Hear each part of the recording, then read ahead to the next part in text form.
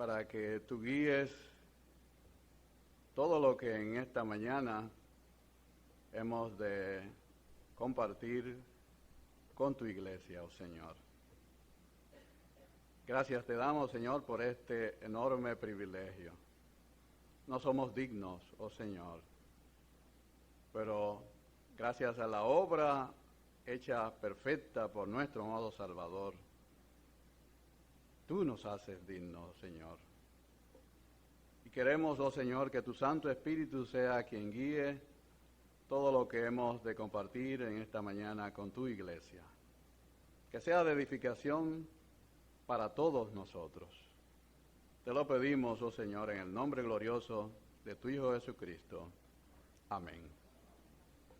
Muy bien, hermanos, continuamos en la primera carta del apóstol Pablo, carta pastoral a Timoteo, capítulo 3, y estamos viendo el verso 16. Ya hemos estado tratando esta carta ya hace un tiempo.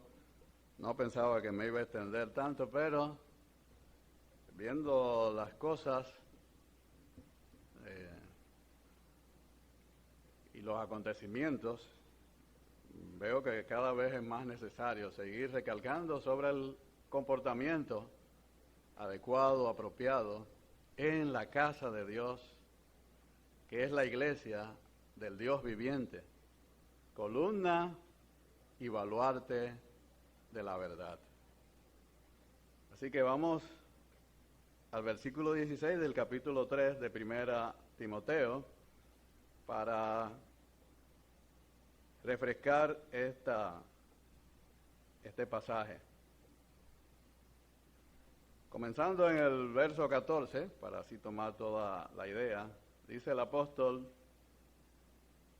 verso 14 del capítulo 3 de Primera Timoteo: esto te escribo, aunque tengo la esperanza de ir pronto a verte. Versículo 15, para que si tardo, sepas cómo debe conducirte en la casa de Dios, que es la iglesia del Dios viviente, columna y baluarte de la verdad. Verso 16, indiscutiblemente grande es el misterio de la piedad.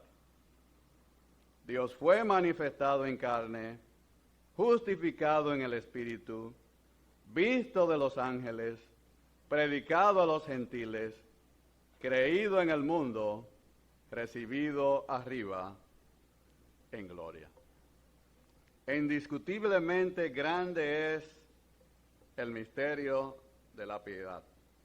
Esta es una expresión que encontramos solamente en este verso 16. Misterio de la piedad. Aun cuando el apóstol Pablo usa con mucha frecuencia la palabra misterio, la combinación con el término piedad solo ocurre en este verso 16, un versículo clave en esta carta. El término misterio es usado por el apóstol Pablo para aludir a una verdad de Dios que permaneció oculta en la era del Antiguo Testamento y que ahora nos es revelada por Dios en el Nuevo Testamento. Y piedad, que proviene del griego eusebeia, compuesto de eu, que significa bien, y sebomai, que significa ser devoto, consagrado, dedicado. Y se usaba, no es un término que nace en la Biblia, sino que se usaba de forma general para describir a aquellas personas que, caracterizadas por una actitud en pos de Dios, a favor de Dios, procuraban por todos los medios hacer todo aquello que le era agradable. O sea, fuera los dioses que sirvieran, pero en el caso particular del apóstol Pablo, todo aquello que le es agradable a nuestro Dios. Pero ¿por qué usa esta combinación el apóstol Pablo tan particular? Misterio de la piedad. ¿Es que acaso la piedad encierra algún misterio? Quizás la respuesta podríamos encontrarla en la comparación implicada entre la piedad práctica, de la cual Pablo había hablado en los versos anteriores y también sigue hablando en los posteriores, y el carácter interno de su secreto revelado y descrito aquí. E indiscutiblemente grande es el misterio de la piedad. Dios fue manifestado en carne, justificado en el Espíritu, visto de los ángeles, predicado a los gentiles, creído en el mundo, recibido arriba en gloria. Pablo había hablado en los versos anteriores, como ya les decía, sobre la piedad en términos prácticos.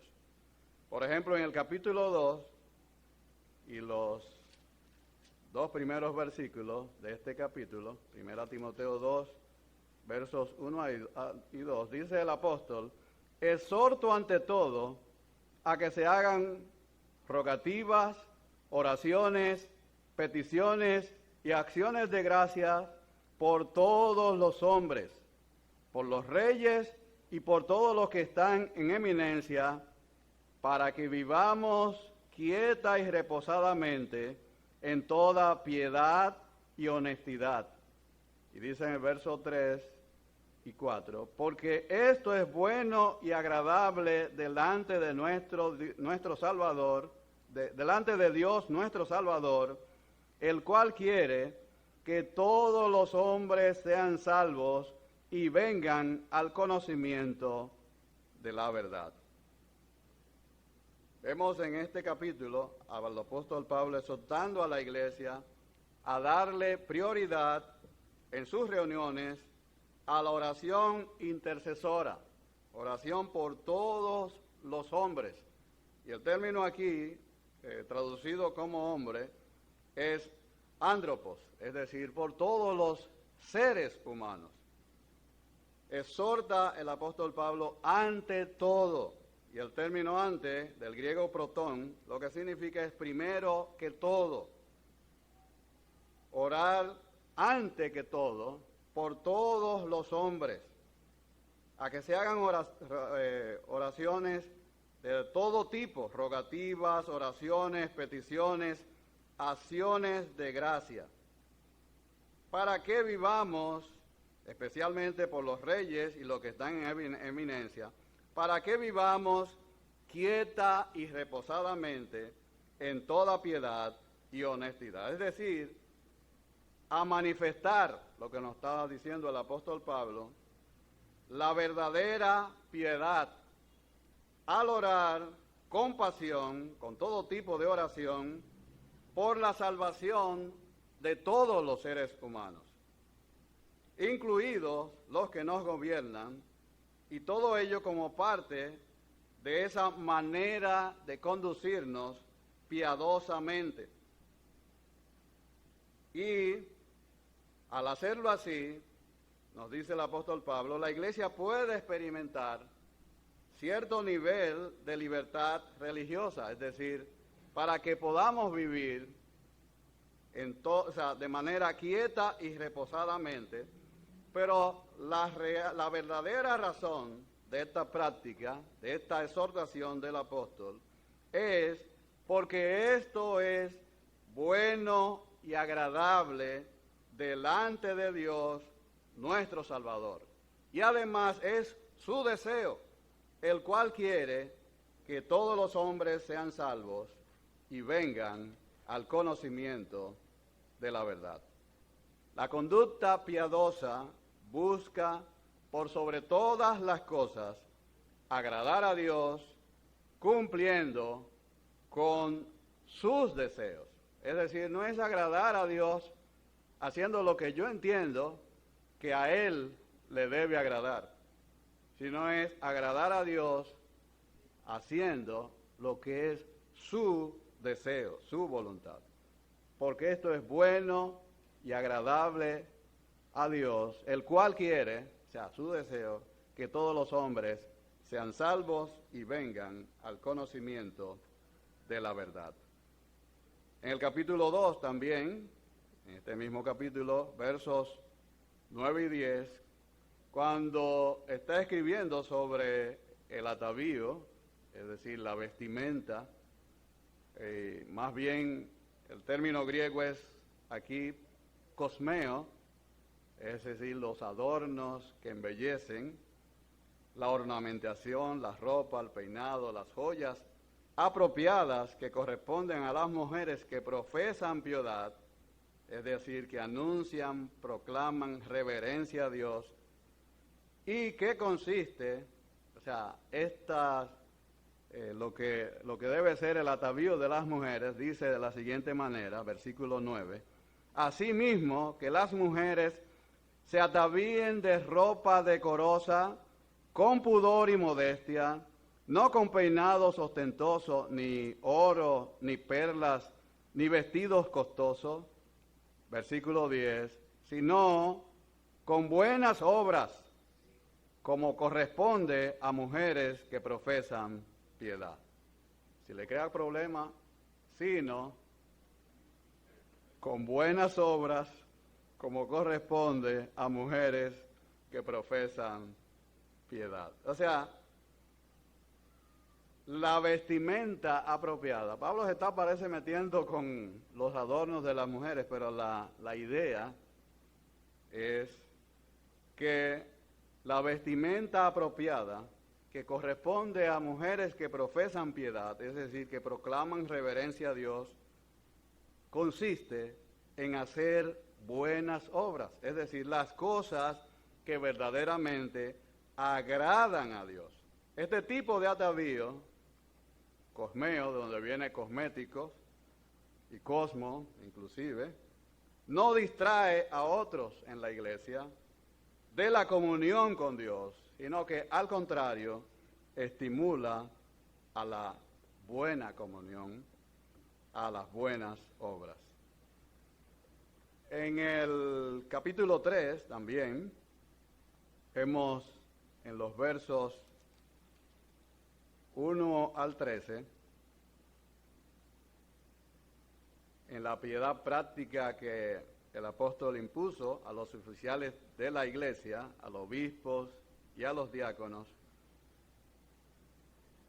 Un obispo que es un episcopo, dice el apóstol, palabra fiel, si alguno anhela obispado, buena obra desea. Pero es necesario que el obispo sea irreprensible, marido de una sola mujer, sobrio, prudente, decoroso, hospedador, apto para enseñar, pero no dado al vino, no pendenciero, no codicioso de ganancias deshonestas, sino amable, apacible, no avaro, se confundió el hermano allá, porque que gobierne bien su casa, que tenga a sus hijos en sujeción con toda honestidad, pues el que no sabe gobernar su propia casa, ¿cómo cuidará de la casa, de la iglesia de Dios? No un neófito, no sea que envaneciéndose caiga en la condenación del diablo. También es necesario que tenga buen testimonio de los de afuera, para que no caiga en descrédito y en lazo del diablo. En esta piedad práctica que el apóstol Pablo impone a los oficiales de la iglesia, el obispo era del griego episcopo, que significa epi, sobre, y copeo, mirar y vigilar, un sobrevedor. Es un cristiano que ha madurado en experiencia y en conocimiento en la vida cristiana, es decir, la vida de piedad, y que producto de ello, según vemos en esta descripción, ayuda verdaderamente en lo que es el cuidado piadoso de la vida espiritual de la iglesia local. El obispo es un sobreveedor, capaz de ver los peligros que se ciernen sobre la iglesia antes de que estos lleguen a ella. Y para poder hacerlo, contempla todo bajo la lupa de las Escrituras, es decir, la sana doctrina, para poder descubrir los mínimos detalles como quien ha de dar cuentas a alguien. Es vigilante porque sabe que es su responsabilidad todo lo que acontece en la iglesia local que no le pertenece a él, que le pertenece a quien verdaderamente ha pagado el precio por ella, su sangre preciosa al Señor Jesucristo, para así poder descubrir los mínimos detalles, no guiándose de lo que hacen la mayoría, porque tiene que dar cuenta ante Dios de todo lo que acontece en su casa, en su iglesia, la iglesia del Dios viviente. Más, Pablo quería dejar claro a la iglesia que la piedad no se trata de lo que hago por Dios, obras, consejos, ayudas. Nuestra naturaleza caída muy fácilmente nos conduce a la búsqueda de la justificación por nuestras propias obras, en vez de la justicia que proviene de Dios. Y la iglesia estaba amenazada por enseñanzas erróneas, maestros que estaban dentro de la misma congregación, provocando a través de sus enseñanzas el desvío de esta congregación de la ciudad de Éfeso, donde había sido colocado o enviado por Pablo Timoteo, desviándolos de la sana doctrina. El error de las fábulas y genealogías interminables, nos dice el apóstol Pablo en el capítulo 1, versículo 4 de 1 Timoteo. Dice, versículo 3, como te rogué que te quedase en Éfeso cuando fui a Macedonia, para que mandases a alguno que no enseñen diferente doctrina, ni presten atención a fábulas y genealogías interminables que acarrean disputa más bien que edificación de Dios, que es por fe. Así te encargo ahora. Era característico del mundo antiguo que los poetas y aún los historiadores elaboraran historias románticas y ficticias sobre la fundación de ciudades y también el origen de familias.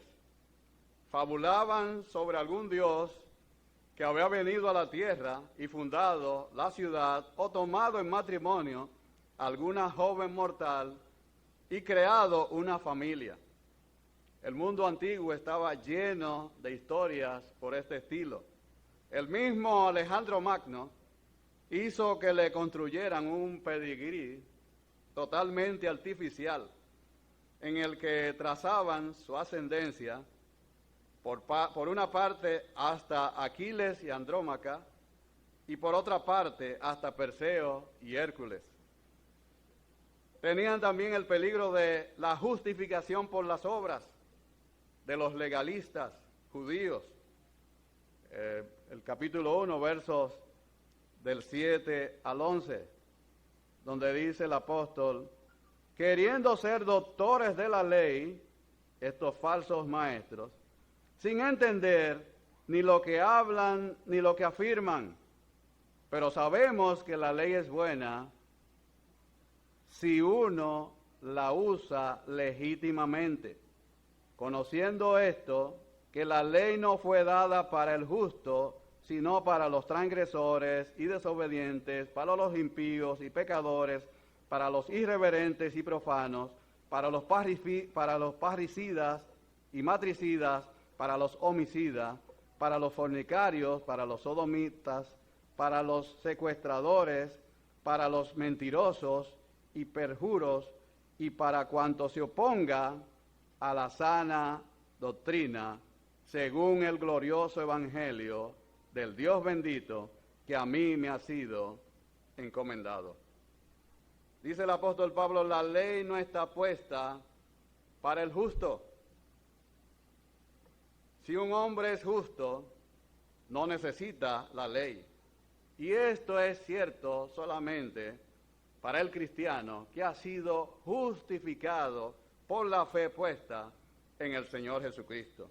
Cuando es salvo por la gracia de Dios, justificado por la fe, no necesitaba o no necesita en aquella oportunidad los legalistas que pedían que los cristianos debían también seguir cumpliendo con la ley, la justificación por las obras, no necesitaba de los 10 mandamientos para poder vivir una vida santa, una vida piadosa. No es el temor al castigo lo que hace al cristiano vivir una vida piadosa, sino su amor por el Salvador que murió en la cruz del Calvario. Tenían también el peligro que venía de la línea de pensamiento griego conocida como gnosticismo. Peligro que no solamente era intelectual, es decir, exaltaban la mente, el intelecto, el deseo de lo novedoso, consideraban a los que no concordaban con sus conclusiones como necios e ignorantes, sino que también esta doctrina de error tenían serias dificultades morales y éticas. Su creencia básica era que la materia era esencialmente mala y solo el espíritu era bueno. Por lo que si la materia era esencialmente mala, el cuerpo también lo era. Si el cuerpo es malo, entonces no importaba lo que se hiciera con él. Es decir, decían ellos, puedes usar tu cuerpo de la manera más licenciosa, más pecadora, todo lo que se te ocurriera, todas sus apetencias, porque todo es exactamente lo mismo. La carne es mala, no importa lo que hagas. Según esta creencia, en cuanto a la materia y el espíritu, mala la materia, el espíritu sí bueno. Entonces Cristo no podía ser hombre y Dios también, atacando así el fundamento de la fe cristiana. La piedad cristiana de la que Pablo habla aquí trata más bien de lo que Dios ha hecho por nosotros. Lo que fue necesario hacer por parte de Dios para que esta vida de piedad pudiese ser posible en todos aquellos que hemos y habrán también de ser alcanzados por la salvación, por la fe en el Señor Jesucristo.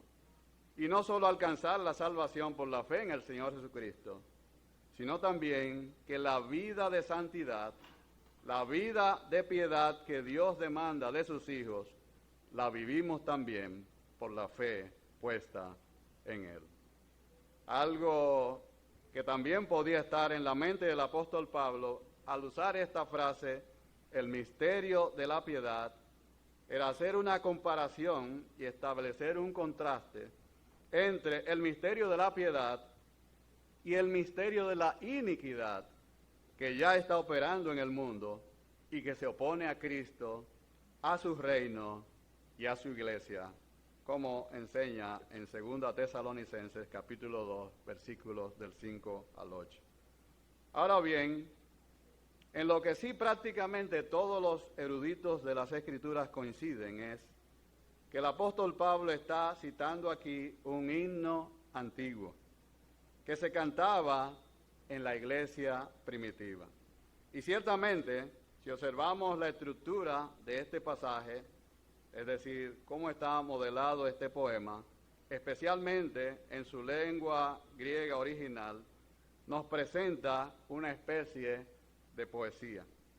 Hay 3 variados, muy sencillos, que son estrofas formadas por 2 versos, de igual o diferente medida, que se comparan o se contrastan entre sí, y en donde la métrica, es decir, la medida y estructura de los versos, es muy regular. En nuestro texto, si vamos allí, capítulo 3, versículo 16, dice en la Reina Valera, Dios fue manifestado en carne. El texto más aproximado, más cerca del original, dice ahí, Él fue manifestado en carne. Sigue diciendo, fue justificado en espíritu, fue visto por los ángeles, fue proclamado entre los gentiles, fue creído en el mundo, fue recibido arriba en gloria. Hay que saber que la poesía hebrea antigua no se escribió como nuestra poesía occidental. Los rasgos principales de nuestra poesía occidental son dos, la rima y la métrica, es decir, la estructura de los versos, incluyendo la cantidad de sílabas y el lugar de los acentos. Nuestra poesía occidental rima con las palabras al final. Por ejemplo, una poesía que yo estoy seguro que todos ustedes se lo saben. Los zapaticos me aprietan y las medias me dan calor. El beso que me dio mi madre, lo siento en el corazón. Fíjense que rima con las terminaciones. Los zapaticos me aprietan, las medias me dan calor, la segunda frase.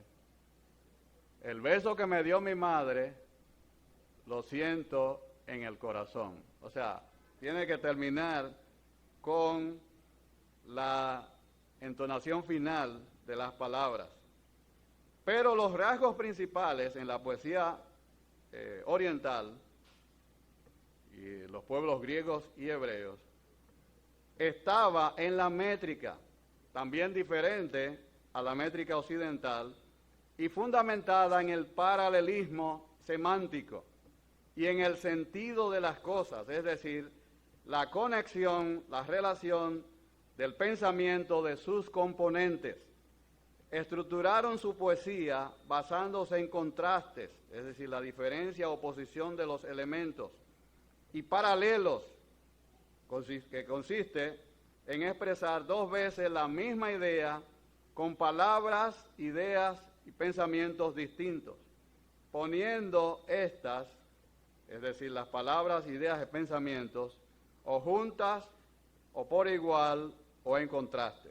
Si vemos nuestro texto, dice, Él fue manifestado en carne, en la primera línea. Aquí hay 6 líneas, o 6 versos. Él fue manifestado en carne. Y el segundo verso dice, justificado en el Espíritu. La siguiente pareado, visto de los ángeles, predicado a los gentiles. Y el tercer pareado, o sea, 2 líneas de verso, creído en el mundo, recibido arriba en gloria. Nuestro pasaje, en concreto, y la carta del apóstol Pablo a Timoteo está llena de contrastes y comparaciones. Por ejemplo, entre el misterio de la piedad y los misterios de las religiones místicas de la época. La comparación entre la casa de Dios, que es la iglesia del Dios viviente, y el templo de la diosa Diana o Artemisa. Las columnas vivas que corresponden a la iglesia y las columnas muertas del templo de Artemisa. El ejercicio físico para los juegos deportivos de la época, que tienen un provecho temporal, dice el apóstol Pablo, y el ejercitarse en la piedad, que tiene provecho eterno. Es decir, que si analizamos nuestro texto, en su estructura vemos que las figuras que vemos en él son 3. Hay sinónimos, o sea, hay 3 figuras de paralelismo que son sinónimos, el paralelismo antitético, o sea, de oposición, y el sintético. Los 6 versos que forman este himno de adoración comienzan con una frase sobre el humilde nacimiento de nuestro Señor Jesucristo. Él fue manifestado en carne. Y al final terminan con una referencia a su gloriosa ascensión. El último verso, el sexto, fue recibido arriba en gloria. O sea, manifestado en carne en el primer verso y en el último, recibido arriba en gloria. Estos contrastes se ven claramente, por ejemplo, en la primera frase. La carne, que es débil, fue manifestado en carne, es contrastada con la frase en el segundo verso. El Espíritu Santo, dice, que imparte poder, fue justificado en el Espíritu. O sea, manifestado en carne, justificado en el Espíritu. Es decir, la carne es contrastada con el Espíritu. En la tercera frase encontramos los ángeles, que son seres celestiales, fue visto por los ángeles, es contrastado con la frase cuarta, con las naciones terrenales, fue proclamado entre los gentiles. Los ángeles celestiales, proclamado entre los gentiles, que son las naciones, es terrenal, celestial, terrenal. La quinta frase es, el mundo, que es inferior, fue creído en el mundo, contrastado con la frase sexta, la gloria, que es superior y arriba, fue recibido arriba en gloria. Sin embargo, la belleza de todo esto es que, aunque el himno va presentando estos contrastes respecto a la condición terrenal de nuestro Señor Jesucristo, el pensamiento a través de todos ellos es de glorificación y exaltación celestial. Es decir, que aunque la palabra carne en el primer verso indica ciertamente la humillación de nuestro Señor Jesucristo, la expresión manifestado en carne señala a su naturaleza exaltada y gloriosa, es decir, que la divinidad sublime fue tomado, o sea, fue velada o se reveló en la carne. Su gloria también queda claramente señalada en las expresiones vindicado o justificado por el Espíritu Santo, visto, sin lugar a dudas, con adoración por los ángeles, proclamado por su iglesia con gozo entre los gentiles, entre las naciones, creído para salvación en el mundo y recibido para exaltación arriba en gloria. Por esto, lo que vemos en estos 6 versos no es simplemente un paralelismo antitético, es decir, oposición y contraste de ideas o de imágenes, sino que también hay un paralelismo sintético, es decir, que la segunda frase, o sea, fue manifestado en carne, la segunda frase añade algo nuevo a la primera y va siendo acumulativo a sí mismo en las siguientes.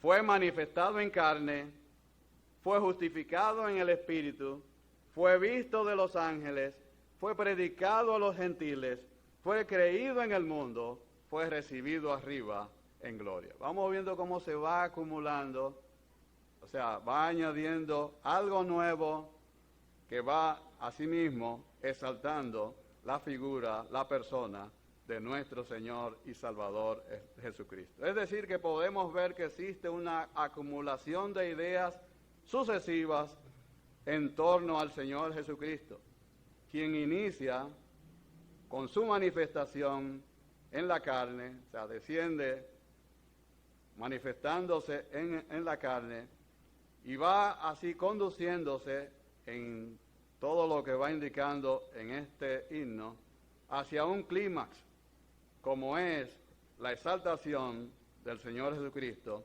en la frase final, fue recibido arriba en gloria. Analizando el contenido ahora del texto, de este himno, muchos eruditos y comentaristas bíblicos opinan que este himno es cristológico, con un estilo poético similar en cada una de sus líneas, que pueden mostrar un orden cronológico en la obra de nuestro Señor Jesucristo, empezando con su primera venida y en cierta forma culminando o dando a entender la segunda venida.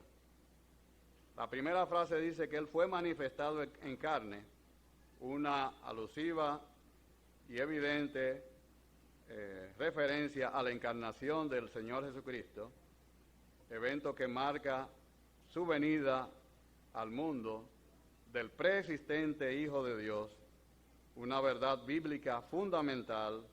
Nos dice Gálatas 4, del 4 al 5, pero cuando vino el cumplimiento del tiempo, Dios envió a su Hijo, nacido de mujer y nacido bajo la ley, para que redimiese a los que estaban bajo la ley, a fin de que recibiésemos la adopción de hijos. Era necesario que el Señor Jesucristo viniese a este mundo, que Dios tomase forma, la naturaleza del hombre, para que su sacrificio fuese una realidad, pudiese ser posible, para que tuviese el valor que se requería para poder expiar el pecado.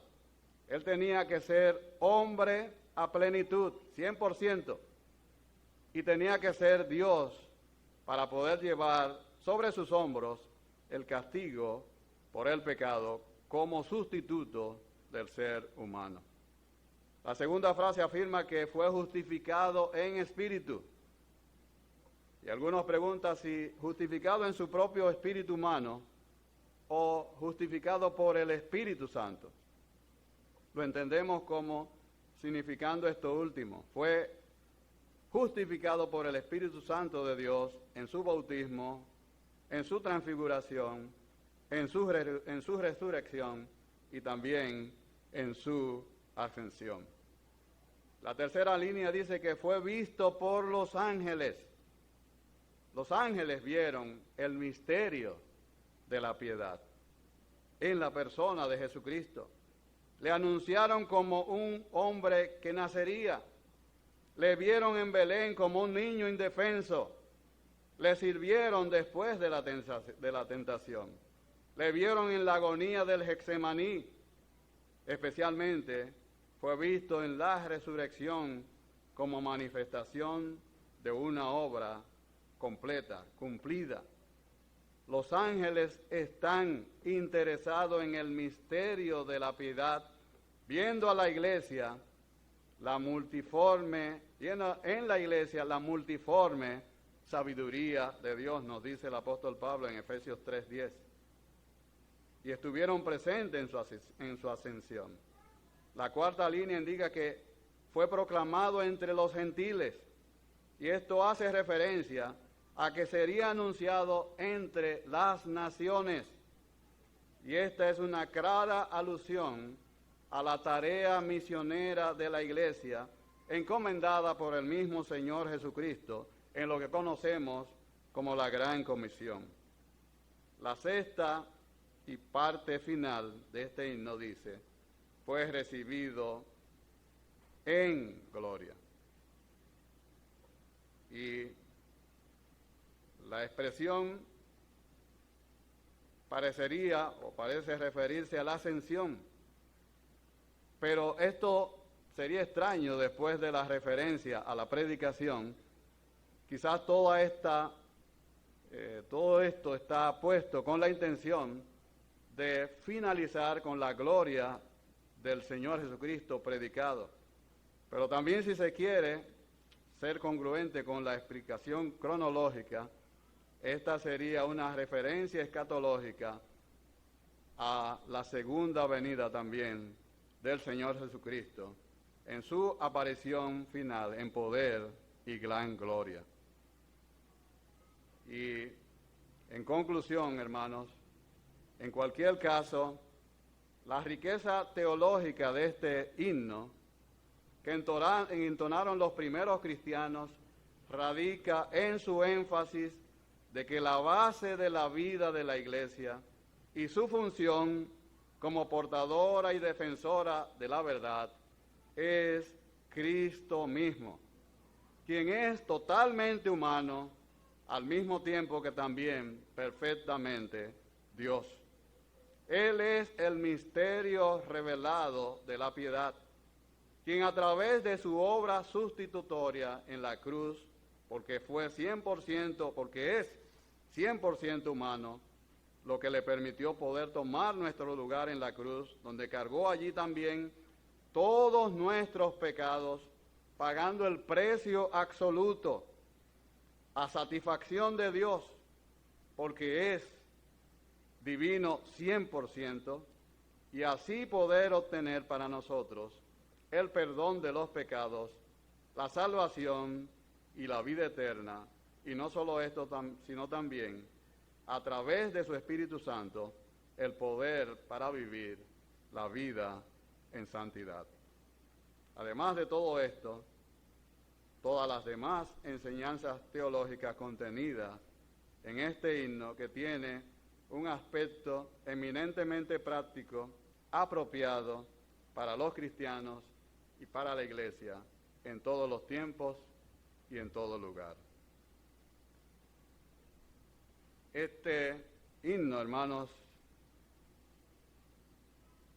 en mi caso particular, como anciano de esta iglesia local, y siendo esta una carta pastoral, encuentro una aplicación que entiendo que también es la misma, la compartida por mis demás compañeros ancianos, y es siempre vernos a la luz de la naturaleza de esta iglesia local en la cual Dios nos ha puesto, la casa de Dios, la iglesia del Dios viviente, esa naturaleza divina de esta iglesia local, en la cual Dios nos ha puesto para servirle.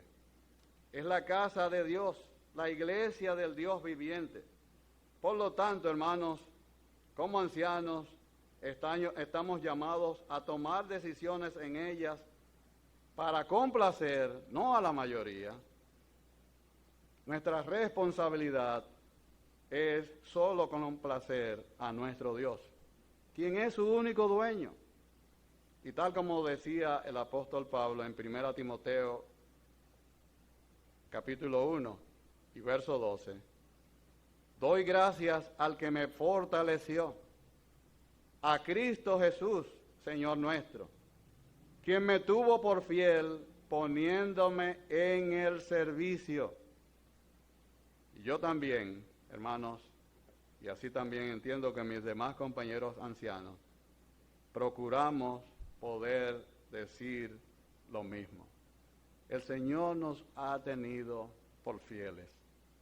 Por lo tanto, hermanos, seguiremos militando la buena milicia, procurando mantener la fe y la buena conciencia, y tomando decisiones con la vista muy firmemente puesta en la verdad, la sana doctrina, la misma que esta iglesia local ha proclamado, vivido y resguardado solo por la gracia de Dios, por 97 años y contando.